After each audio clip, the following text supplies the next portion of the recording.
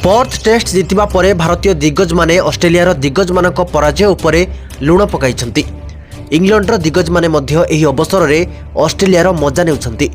Perth test जहाँकि भारत जीति विदेश में भारतर सबुठारु बड़ विजय गुड़िक मध्यरु यह अन्यतम अटे। यह से मैदान जोठारे ऑस्ट्रेलिया केबे भी हारि नथिला, किंतु तथापि भारतीय बोलर मानक आगरे ऑस्ट्रेलिया टीम हारिगला।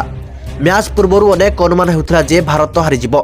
रिकी पंटिंग कहिथिले जे विराट कोहली को प्लेइंग 11 रे स्थान मिलवा कथा नुहे और भारत एथर 100% हारिब। से भली स्मिथ मध्य कहिथिले जे सेमाने भारतर दबदबा को समाप्त करने को चाहते, किंतु भारतीय टीम शानदार प्रदर्शन करी समस्त को आश्चर्य कर देइछि। तेबे भारतर भेटेरान माने कोन कहिसंती किपरि ऑस्ट्रेलिया टीम को इंग्लिश पूर्वतन भेटेरान माने मजाक उड़ाउछंती। आसंतु संपूर्ण विस्तार कर जानबा। ता पूर्व आपण माने कोन भाबुछंती, कोन भारत द्वितीय टेस्ट ऑस्ट्रेलिया ठानु जीति पारिबो? गोटे कमेंट करी हमकु जणांतु। दर्शक बंधु आक्रम भारतीय टीम रो प्रशंसा करी कहिसंती जे पूर्व 40 वर्ष रे से ऑस्ट्रेलिया रे कौनसी दल को एते दबदबा सहित रहिथिबार देखि नथिले। से जसप्रीत बुमराह और तांको टीम रो प्रदर्शन को प्रशंसा करिसंती। राहुल द्रविड़ मध्य कहिसंती जे यह भारतीय टीम रो एपर्यंत सर्वश्रेष्ठ प्रदर्शन अटे।